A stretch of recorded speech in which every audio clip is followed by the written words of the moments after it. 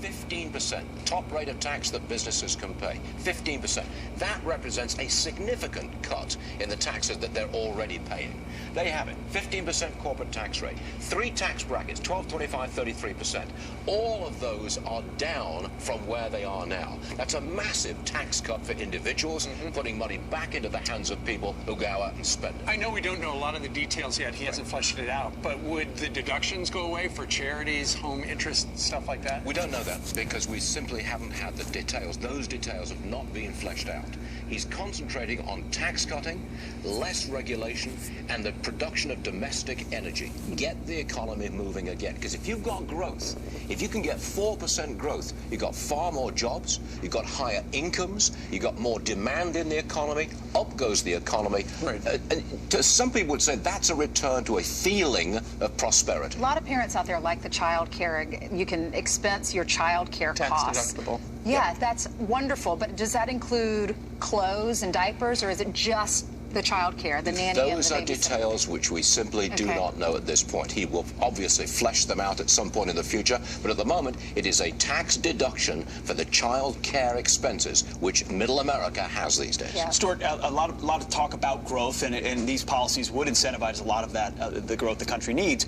What about growth in the wallet for the individual? What's the individual looking for in this plan to say, hey, this is where I'm going to add to my wealth? I think it translates into growth meaning more jobs, higher pay.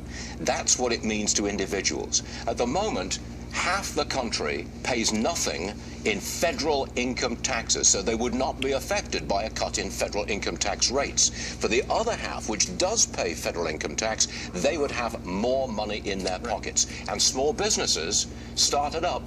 If you've got a maximum tax rate of 15%, that's more money into the hands of business owners. So for individuals, for their own wallets, it's more money, theoretically, coming into their wallets. Well, when you talk about the various economic plans, you had Trump yesterday's and Hillary Clinton's coming out with one on Thursday. She got a really bad review, essentially, in the Washington Post yesterday that talked about when she was running for U.S. Senate. She said, if you elect me to New York State, I will make sure that they create 200,000 jobs. Well, as it turns out, according to the Washington Post, they never materialized. And in fact, manufacturing jobs went down 25%. As a matter of fact, I know something about upstate New York. And I spent a lot of time up there. That's an area that's been devastated, absolutely devastated. Every single upstate county north of Westchester and Orange counties, every single one of them in the last 10 years has lost more than 10% of their 20 and 30-somethings, okay? That's a mass exodus of people who are preparing to start families and get on with their lives. They've left the state.